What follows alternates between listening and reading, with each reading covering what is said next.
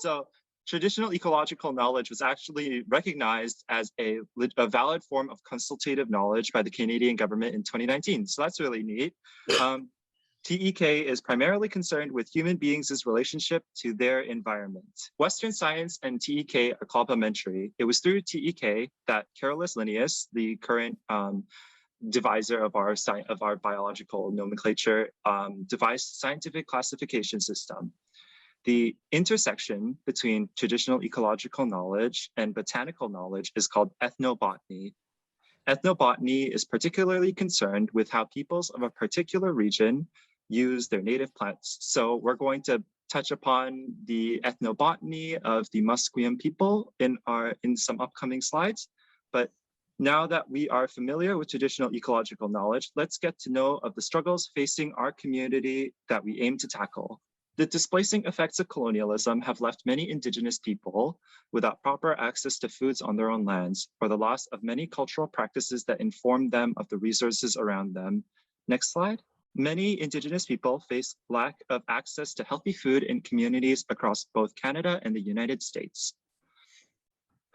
Those who want access to healthier Indigenous food face barriers for access. In an article titled "Indigenous Food Security is Dependent on Food Sovereignty," Navajo chef Andy Murray, who is pictured here, discusses the displacing feeling many Indigenous people face in being unable to access traditional foods. Laws often bar and alienate Indigenous peoples from properly accessing lands that provide cultural foods that could be used. The following photograph shows the signing of an agreement between the Cherokee Nation and Buffalo National Park. There was a 2016 ruling that allowed in the United States, allowing Indigenous peoples to use national park lands for allowing tribal members to harvest on their lands.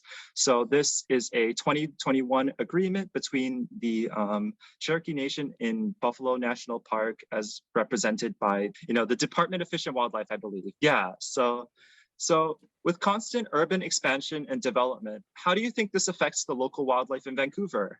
I was going to include the just the commercial overfishing. It's like just thinking of a lecture a couple of years ago that I saw with David Suzuki and a member of the Musqueam nations, that they were saying that over the last 7 years, every year there's less and less fish, which is what Greg said, is that loss of habitat and fragmentation, and as well as those things, as there's not enough fish now. Yeah.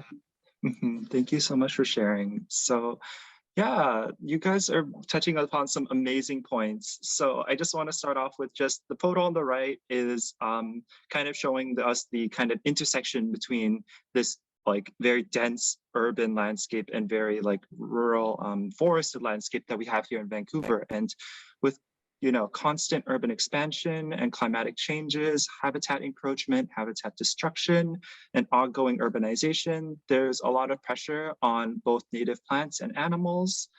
Here's an example from Camosun Bog, which is here in Vancouver. I think Jerry might be quite familiar with this, but the development of a drainage system for human use caused the Camosun Bog, which is a flooded, very, very waterlogged system, to have its delicate balance thrown out of loop, and draining away the water caused a disruption of the delicate balance, and in how it choked out a lot of native plants by allowing trees to grow in what used to be bogland. In addition, climate change is another factor that can also threaten fragile ecosystems, as these throw delicate balances out of the loop. Later on, we are going to explore how Indigenous-led solutions can help find solutions to these threats. Yeah, so next slide. So I'm kind of curious, but have you guys heard of the phrase invasive species before? Yeah, Dolores has heard about it. Awesome. Yeah, I've heard about it. And Robert and Greg, thank you. That's awesome. I was going to bring it up the last thing that you were saying there. Invasive species are huge. Yeah, so that's awesome that everyone knows about that. Oh my gosh, that's easy. That's awesome. I'm really glad to hear that. Okay, so I don't think I need to explain it quite so much, but you guys all know that invasive species are animals, plants, and other life forms that aren't native to the area that they're introduced to. And since there is a lack of competition and predators, they often get out of control. So hurting native plants and and animals through displacement or even predation. So, or killing them off, yeah. So does anyone know the plant in this photograph that we have here? Himalayan Blackberry? No, but it's Yeah. another plant from Asia. Is it knotweed or? It is knotweed. Yeah, that's awesome. Yeah, yeah. If you live here in Vancouver, you should be quite familiar with Japanese knotweed, and seems like Patrick is. So that's awesome. I hope everyone, like, I bet everyone else is quite a little familiar with that at least. It grows wild in Vancouver and chokes out native plants with its really large leaves. A volunteer for the Invasive Species Council of BC is seen here removing it, and many beautiful and ordinary plants that we might see in our everyday could be invasive. So knowing them and being familiar with them is important. So I hope you guys are familiar with the Invasive Species Council of British Columbia, but if not, we are going to talk a little bit about it. So there are a lot of things that we could do about invasive plants. So the following guide by the Iscmv, it shows us some steps that we can take. So the Iscmv is the Invasive Species Council for Metro Vancouver. It is a local organization that is tasked, it's a branch of the, Invasive Species Council of British Columbia, first of all. If you live in Vancouver or, the Metro Vancouver area, and you are concerned about invasive plants, you should definitely check out their website. So yeah, so let's learn a little bit about the Iscmv guidelines. So what they recommend are a few things, but first of all is familiarizing yourself with invasive plants, first of all. If you know what plants are invasive, it is kind of like the first step into, identifying them and then putting like red list, like flagging them so that individuals can remove them. You can prevent the spread by either contacting relevant authorities or participating in volunteer-led invasive removals. You can also spread the word. So, I'm doing that right here, right? I'm letting you guys know that the Iscmv can provide you with resources to help remove invasives, but also you can identify them and reporting them. So there's a free app on the App Store called Report Invasives BC. If you want to do something about invasive species, just feel free to get this app. I'll maybe type it down in the chat box just in case if you guys are curious about it. Oh yeah. Does the app have the capacity to identify the species? I think it shows you the species in question. So you can so if you see the picture on the bottom left there, it shows a little visual guide so you can compare before you report it. Oh, okay. It's not, you can hold your phone and the photo. Mm-hmm. Yeah, there's actually quite a few identification apps out there if you are curious though. So I can send some your way if you have an email or something. I'd be welcome to send it to you. Oh, that'd be great. And have you tried iNaturalist? Does that? Oh yes, I love iNaturalist. I actually I have an account. Dolores, if you have an account, I would totally follow you. Oh, I haven't done that yet. Yeah, I love iNaturalist. Let's go talk about the next concern. So smuggling. So poaching and overharvesting and smuggling of living organisms can be detrimental to endangered species. Economic incentives can drive poachers to steal rare species from their own habitat, putting pressure on an already threatened population. This shows a pile of succulents of a species called Dudleya. They're found in California. The two men in the background are smugglers from China who actually were caught smuggling them. And this photo was from a case file. So they were told to dump out all the succulents that they harvested. While Dudleya is common in California, it's actually quite slow growing and they're poached from their native habitats because plant growing nurseries can't grow them fast enough to meet the demand. There's an extreme demand for them in both China and Korea because there's a succulent fever, as they call it, in there, where growing succulents is really trendy. Because apparently like the plants are quite low maintenance and they're suited for like people who like lead quite busy lives, like housewives apparently. So that's something. So like hopefully, you know, the smuggling problem can be like, you know, like lowered. But the next photo is from British Columbia.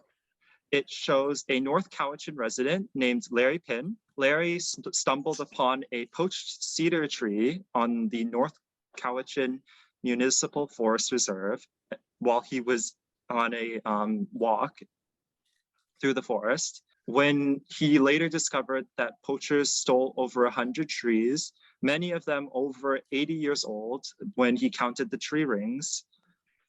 These trees that were poached were not for firewood or for any sort of minor reason. It was for their very valuable lumber because there existed economic incentives to cut them down. Apparently, a spike of lumber prices caused them to poach these very old and rare trees. So that's quite sad. If you guys see any sort of poaching or wildlife smuggling, you should be aware that in British Columbia, it's actually illegal to do so under the Wildlife Act. So if you see poaching happening, you should consider calling the Report All Poachers and Polluters hotline. So that's RAPP. Why don't we actually learn about some of Vancouver's native plants through our interactive maps? So let's go on a virtual field trip of Musqueam Park. So and learn about native plants and their uses. The following information is a compilation from both Nancy Chapman Turner, Marcus A.M. Bell, and Parks Canada. So let's start off with the first one, which is Douglas fir. Here in all of our slides, we provide both visual identification, but also we have Musqueam name for the plants. So let's learn about Douglas fir's uses. So Douglas fir was only harvested when the bark was thick, to avoid killing the tree. When the bark was thin, if they were to be harvested, they would apparently kill the tree through doing so. The bark was great for use as a firewood, and the tree's knots were polished and used as fishing hooks for, you know, when they fish. Yeah. So horsetails. So horsetails, apparently, they're hollow. So apparently they trap a good amount of water inside their stems. These stems would always hold fresh, clean water. So even if they were beside a dirty stream, apparently the horsetails held such clean water that like people could drink from them, even if they were from a dirty stream because they purified the water. The horsetail on the left, on the right, the horsetail on the right is apparently eaten fresh as a spring vegetable when it's like just the shoots. Whereas the horsetail on the left, the scouring rush, which is just a straight, long, plant, apparently has very rough skin. So the skin was actually peeled and then used as sandpaper because of how like coarse the grain was. So we're going to learn about large leaf avens. So large leaf avens is what's it called? A medicinal plant. So it was thought to have antimicrobial properties. According to Nancy Chapman Turner and Marcus A.M. Bell, apparently individuals who were going to see the deceased ate the leaves before they would visit them because they held microbial, anti-disease kind of properties to them. So we're going to talk about Oregon grape. So Oregon grape isn't really as delicious as a grape would be. Apparently the fruits were really sour. So the photograph of the unripe fruits are on the right. Apparently the fruits are so sour that according to Parks Canada, children, like Musqueam children, would actually stuff the fruits inside their mouths and then see how many they could fit inside their mouth before one of them would spit them all out because of how sour the fruits were. Apparently, the roots were used for a yellow paint. The flowers were used for a type of medicine for stomachs, like for sore stomachs, and the leaves were also used for medicine. So big leaf maples. So if you actually live like in the area where Keiko lives, actually, apparently there's quite a few big leaf maples. So you'll see them around, but yeah, big leaf maple was called paddle tree because the wood was really good for carving. So a lot of the time they would be cut down for the use to be used as paddles for like canoes, but they were also used for toys and other items. The saps, shoots, and inner core of the tree were used as medicine. And these really big leaves that they have were used to flavor meat when they were steamed in a pit. They were like 50 centimeters large. They're really big leaves. Yeah, they would wrap the meat around the leaf and then steam them. These are salmonberry. So if you should be familiar with salmonberry. They have really beautiful pink flowers, but the fruits are really edible and they're sweet. And in addition, the the plant's shoots were actually eaten as a springtime vegetable. So that's pretty neat. This is bearberry. So on the right, we see its little pink flowers. None of them were ripe, so I couldn't get a good picture, but the fruits are red. So the bearberry was actually not really much eaten. The fruits don't really taste like much, but apparently the leaves were actually smoked as a type of tobacco, according to Parks Canada. And the berries weren't really eaten, but they were like used as kind of like a way to not be so hungry sometimes. Yeah, let's open up the floor. Okay, are you guys familiar with the 4 plants here? The one on the left, I don't know if that's rose campion. That's a good guess, but it's not sadly. Are these native? They don't look native to me. These are all invasives, so yeah. Yeah, okay, there's knotweed in the center on the right. Yeah, that's definitely knotweed. So that, yeah, you got one. It's awesome. Yeah. English ivy on the right? Yes. Yeah, I see them, but I don't know what they're called. Yeah, so around here in the Musqueam area. Yeah, so all these plants are invasive plants. So since some of you guys aren't as familiar with them, so this is a great learning opportunity. So from left to right, these are herb Robert, pond water starwort, Japanese knotweed, and English ivy. So great. Thank you so much, Greg, for your identifications. Yeah, if you guys see these invasive species, it's a good idea to, use the Report Invasive Species app to let them know that, there's these noxious weeds going around here. Now that we are familiar with some of the plants in our native area, and like these are all found at Musqueam Park, by the way. So if you go to Musqueam Park, you'll see them. Hopefully, I don't know if it's like it's been a bit, so I don't know if they're like wilted or something. But fingers crossed, they're all doing well. But yeah, except for the weeds, I hope they are withered. But like now that we are familiar with some native plants, let's learn what we can do to counteract these problems that are faced by all of us here today. So what can we learn from traditional ecological knowledge to tackle these crises? But first, how do you think we can use native knowledge, traditional ecological knowledge, native science to solve these issues? Does anyone have any ideas or suggestions? I think a big one would be to just start to learn, like this discussion, start to learn and go out and field and start to practice learning about what species are around us, and then also just learn how to use them, because I think it's like the other presentation we had about water, right? It's that connection that we have to create where we're actually in relationship with these living and non-living things on our planet that will make us, care for them more. Yeah, thank you so much for sharing, Greg. We will be touching upon this shortly, so thank you for your feedback. I see Patrick had something to say. Oh, it was along the same lines. I think really making connections with people like the Indigenous peoples in our areas and learning the knowledge and listening, as opposed to listening is the big thing. Yeah, thank you. I'm really glad to be here with you guys today. And I hope that you guys are learning a lot. So I know this presentation is quite dense, but we're going to go through this. So let's talk about, first of all, our first example from TEK, which is the Tree of Life, or Western, okay, wait, no.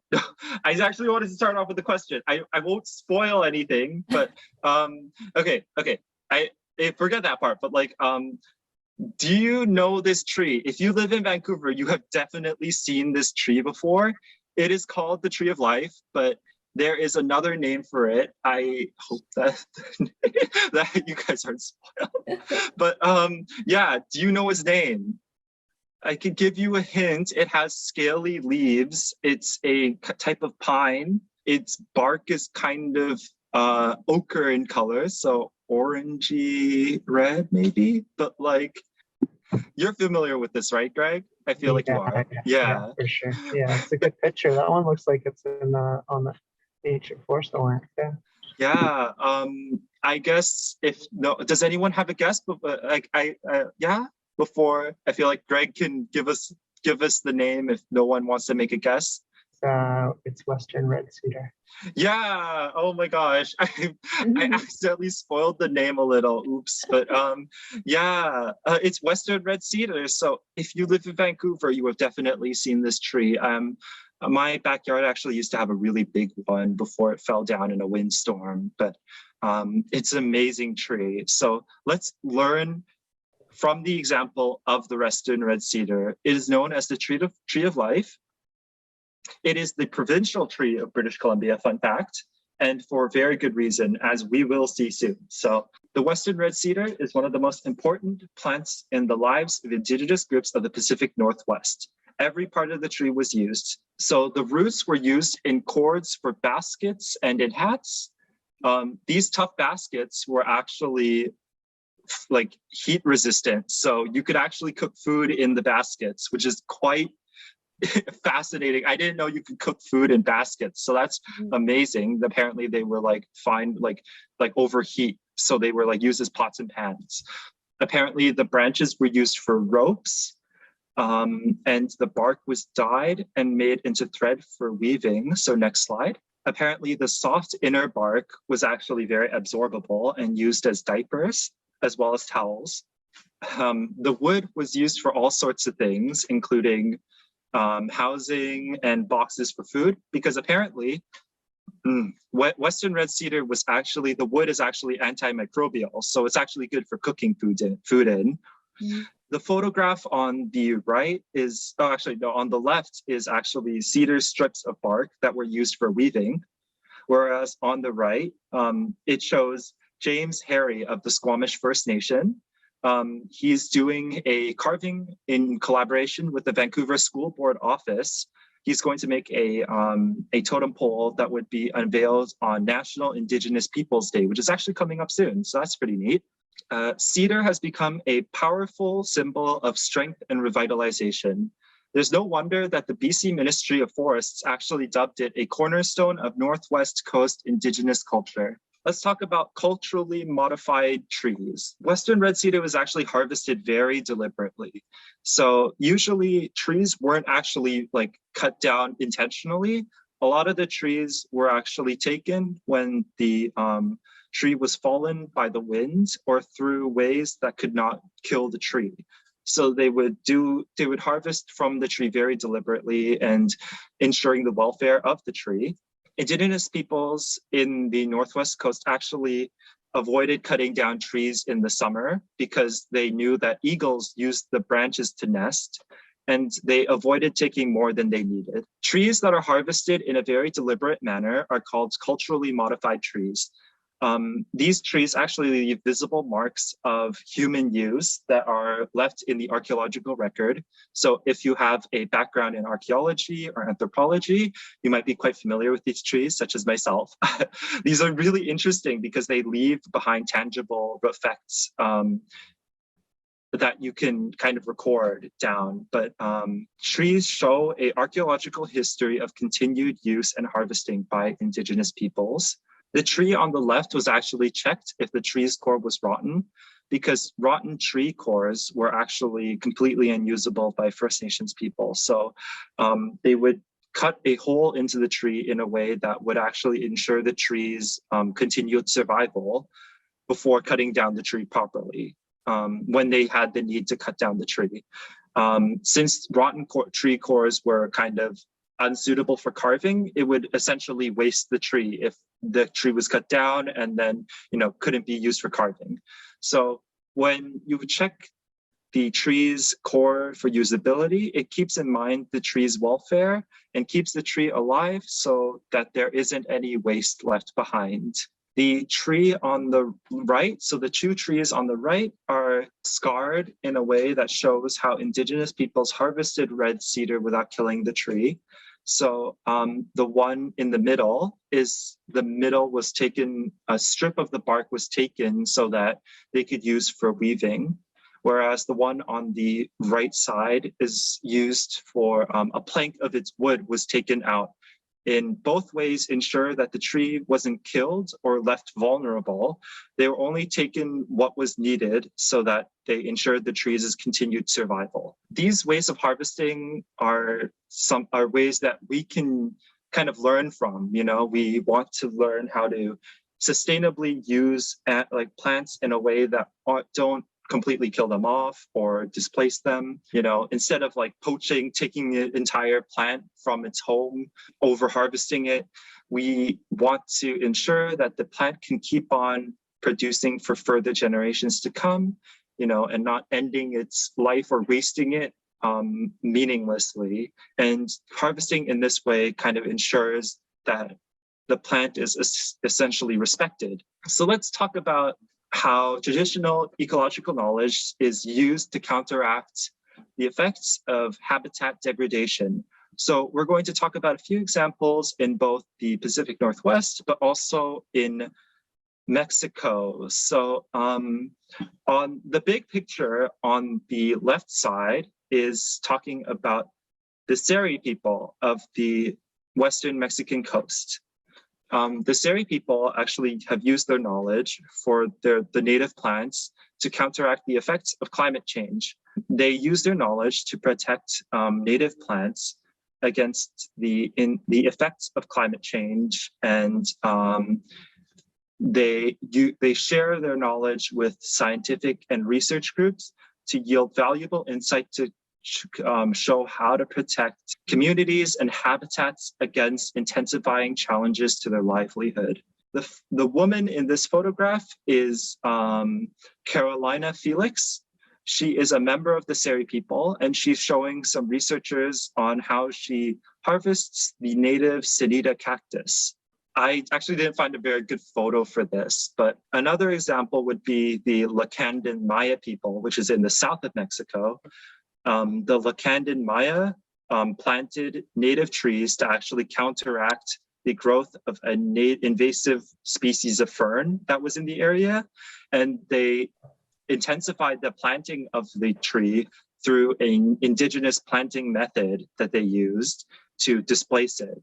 Yeah, for some reason, I don't know why, the article didn't use a picture from the Lacandan Maya. So I'm sorry about that. I wish there was a better photo of it. So let's talk about this a little more. Here's an example from the Pacific Northwest. So through collaboration with indigenous groups, such as here in a collaboration with the Siletz people of Washington State, the Long Tom Watershed Council used indigenous knowledge to inform the planting of camas, which is a local food that was used by the indigenous peoples of the area for the purposes of restoring habitat and for giving the local indigenous people further access to indigenous food sources. So if you see here, plants over there are camas lilies. So by planting the camas lily, they give local indigenous groups a little bit more access to traditional food sources and also help with displacing invasive plants. Next slide, we're going to talk about how indigenous ways of gathering and how they respect the well-being of plants. Gathering techniques from indigenous peoples tend to think seasonally and with respect to indigenous flora. Taking what you need is an underlying ethos from indigenous peoples, according to Lee Joseph of the Swallowin Botanicals. She speaks about how plants will regrow the harvested portion and continue to contribute to the surrounding ecosystem.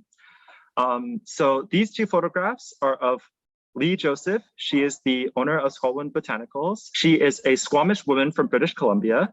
and she leads an Indigenous-led brand. She has a background in ethnobotany, and she uses her Indigenous heritage to inform her decisions in harvesting. So Joseph considers access to food as one of the deepest connections to her Squamish background. Connections to culture and heritage inform cultures as they take from the land. Eating from Indigenous ingredients tend to be healthier, and partnerships between Indigenous groups and governmental agencies open up pathways to a healthier lifestyle.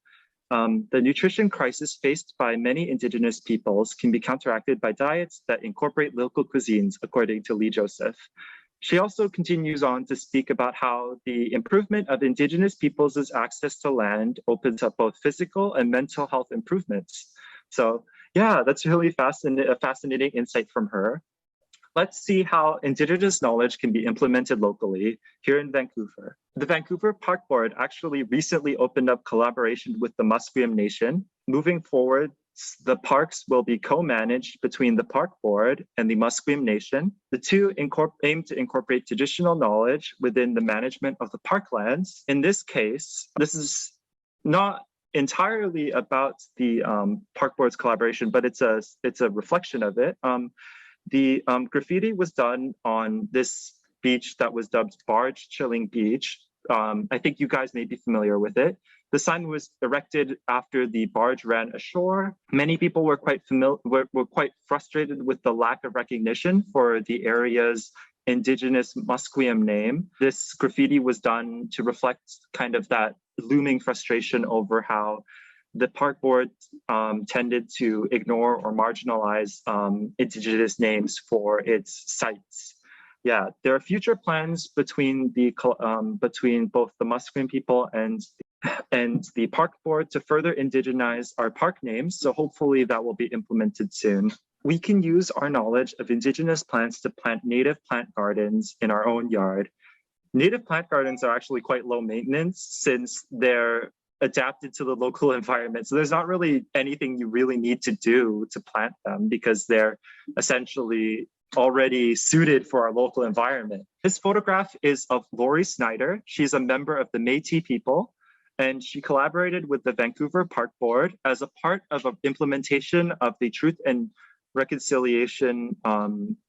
I think there was a review that was done by the Park Board for that purpose, and she was collaborating with the Park Board, and she set up a public medicine garden featuring Indigenous plants. So the project aimed to foster reconciliation with local Indigenous peoples of the area, and she set up a public medicine wheel garden, in her words, featuring native plants, and she organizes workshops with local educational institutions to teach others about the uses of native plants. So we have some further reading. So I'll send this in the chat when we're done presenting, but here's some resources for you guys to look into if you guys have the time. But that concludes my presentation. Yeah, about traditional ecological knowledge and plants. I really can't thank you guys enough for listening to my presentation. And I hope you guys have have a lot to take away from this. I know this is quite heavy. I really can't thank you guys enough for your participation and your patience. And I really do hope that you guys have learned a lot. Thank you, Alan. He did all the details in research and prepared this presentation for the communities. And I really wanted to thank you. And thank you. Thank you, Keiko. Yeah, it's been wonderful with all the information you provided. It's been very helpful for me. And certainly open my eyes when I walk out into Musqueam Park again. Yes. Thank you. I'm so excited. I really hope you learn a lot. You've learned a lot. I'm definitely welcome to go through a certain portion if you want to go through something again, or if you have any sort of questions. I'm going to open up the chat for anyone to ask anything they want to ask. Yeah. Okay. So we're planning on making a interactive map of Musqueam Park for the public to access. So I hope you guys, I'll be sending it out when it's done. I hope you guys can go through and enjoy it at your own leisure. Yeah. I'm hoping that one day that in the summertime, we can all meet up in the park and then just Yeah. walk and then just connect each other. That would be really nice. Yeah, we were planning on doing a future, like maybe a park walkthrough, and I can teach you guys about native plants, but that will be upcoming. So we'll be sure to notify you guys when that happens. Well, that would be great to go through and have a chance to talk about them just as when we're in front of the plants. How long does the Western cedar tree live? I've heard that it can live up to 400 years. Ooh. Like in the oldest ones, they can live up to 400 years. So okay. Does the use of the tree change at different age? I think Greg could. Greg, do you have something? Yes. Well, as it ages, some of the older trees, like they call it heart rot. It can rot out. So that's actually more. It's less like valuable in terms of like economic interests for forestry, but it's super valuable for wildlife, especially bears and cavity nesting species. So but I mean, it's. The other important thing is that the larger the tree is, the lower the impact in terms of the cultural use, especially like the bark stripping, because there's only so much bark you can strip off the tree before it starts to harm it, and then also totem poles. Like there is a real big actually concern for First Nations people about the loss of cedars, specifically from forestry, and also climate change is actually killing cedars. Their range is shrinking. They're dying actually. So we're getting a shift in the ecology of the area, and cedars is one of those species. So thank you so much for sharing, Greg. That's really great insight. Yeah. So I hope that answers your question, Robert. Yeah, thank you very much. Interesting. A friend of mine a long time ago who worked for the Land and Ministry of Water, and she actually went off to a program in Squamish where they basically talked about what you have talked about. And I remember her telling me bits about it. And so it was a nice refresher for me to hear your talk. And also just, I know that in school, our kids, Keiko and my daughter, they actually went off to Squamish and actually lived the experience of what it would like to, like from 500 years ago, what it would be like to live off the land and go into the water and boil potatoes in a basket. And, I was wondering if you knew if there's any of those programs left where people could go off and.